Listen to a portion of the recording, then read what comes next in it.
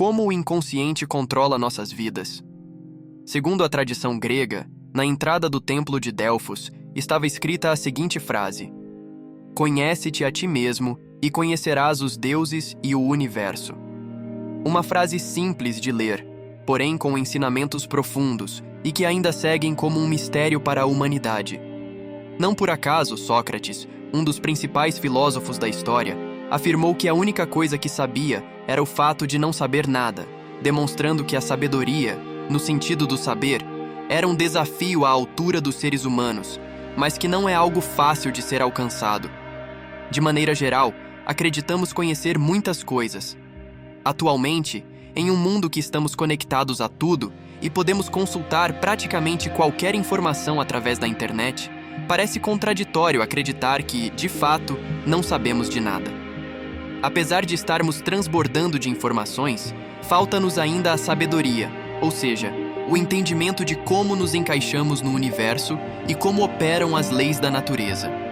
Aqui não falamos de um saber técnico, muito menos de achar soluções para problemas, mas sim de compreender o que existe por trás de cada ser da natureza, incluindo nós mesmos.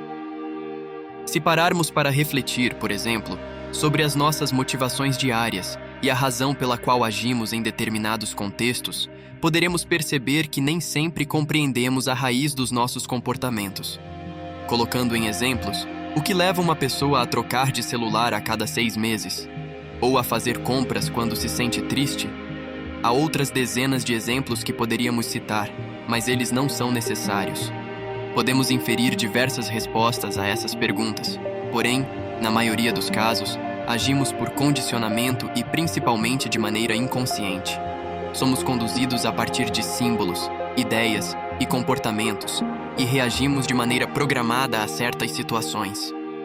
É o caso de querermos fazer compras para ficarmos alegres. Quem nunca assistiu a um filme que mostra uma pessoa saindo de um relacionamento e indo em seguida ao shopping para curar a dor? Ou tomando um sorvete assistindo a um filme, ou mesmo embriagando-se para ficar anestesiado? Essas são atitudes clichês, mas que provavelmente cada um de nós já fez, mesmo sem saber a razão.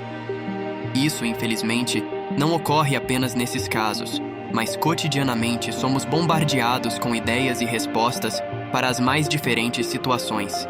Acabamos, por consequência, tomando as atitudes que nos disseram para tomar, por assim dizer, mas que não é, de fato, como gostaríamos de agir, muito menos a melhor forma de resolver algumas questões. Aprofundando nesses casos e considerando que grande parte das nossas ações se dão por condicionamento social, é importante entendermos sobre o que chamamos de consciência e inconsciência. Normalmente usamos essas duas palavras relacionadas diretamente com nossas decisões. Quando agimos sem pensar, dizemos em geral que tivemos uma atitude inconsciente. Do mesmo modo, ao desmaiarmos ou cairmos no sono, dizemos que entramos em um estado de inconsciência, ou seja, em que não sabemos o que estamos fazendo. Por outro lado, chamamos de consciência esse estado de vigilância em que estamos atentos e pensando sobre nossas atitudes. Partindo dessas duas ideias, é possível agirmos de maneira inconsciente, mesmo estando acordados e lúcidos? A grosso modo, podemos dizer que sim. Em diversas situações, ligamos o piloto automático e agimos sem considerar o que de fato estamos realizando. Dirigir é um dos momentos em que isso mais acontece. Quando adquirimos experiência suficiente à frente do volante, já não pensamos muito sobre os procedimentos para fazer o carro nos levar aonde queremos. Tudo parece funcionar em sincronia, tanto que ocupamos nossa atenção e consciência em outros quesitos, como o trânsito, os pedestres e demais elementos que encontramos nas vias da cidade. Desse modo, por mais que estejamos acordados, ou seja, conscientes, agimos sem pensar muito, de maneira mecânica. Entretanto, o mundo do inconsciente não se restringe apenas a essa ideia. No campo da psicologia, as ideias de consciente e inconsciente se aprofundam e nos levam a novas reflexões sobre o comportamento humano. Em linhas gerais, quem primeiro definiu tais ideias foi o psicanalista Sigmund Freud. Para ele, o inconsciente funcionava como uma espécie de proteção à nossa psique, colocando todos os eventos traumáticos e impactantes, principalmente os ocorridos em nossa infância, em uma zona longe da nossa memória. Assim, não lembraríamos desses fatos, apesar deles continuarem armazenados em nossa psique. Alguns traços do nosso inconsciente, porém, seriam revelados através de sonhos e algumas técnicas como a hipnose. Desse modo, o inconsciente não é apenas um local em que nada acontece, mas que, na verdade, está sempre em movimento e, em muitos casos, acabam interferindo sobre o nosso comportamento. Quando sofremos algum trauma, por exemplo, não sabemos, anos depois do ocorrido, o porquê de termos medo ou ficarmos travados frente a uma situação que, de modo geral, não deveria inspirar perigo. Nessa mesma situação estão as fobias e diversas condições psicológicas que atuam sobre nós. O que ocorre, em síntese, é que esses elementos que estão em nosso inconsciente se manifestam em nós quando se deparam com uma situação parecida com a que gerou o trauma. Por isso que um cheiro, uma sensação, ou mesmo pensar em determinado objeto, situação, pode desencadear uma crise psicológica, mesmo que não saibamos suas causas. Frente a isso, um antigo ditado diz que não importa quantas vezes você varre a poeira para debaixo do tapete, a casa continua suja. Nosso inconsciente absorve esses elementos para evitar danos maiores em nossa condição psicológica. Porém, eles precisam ser resolvidos, não apenas guardados. É preciso, aos poucos e com paciência, ir limpando os traumas e eventos do passado, colocando-os um de cada vez sob a luz da consciência e ir sintetizando-os, ou seja, retirando o aprendizado do ocorrido.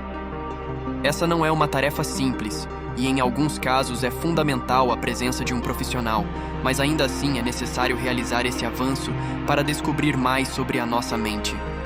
Desta forma, parece-nos que a frase de Sócrates mantém-se correta se considerarmos que, na grande maioria dos casos, somos ignorantes de nós mesmos, uma vez que não conhecemos quase nada sobre nós.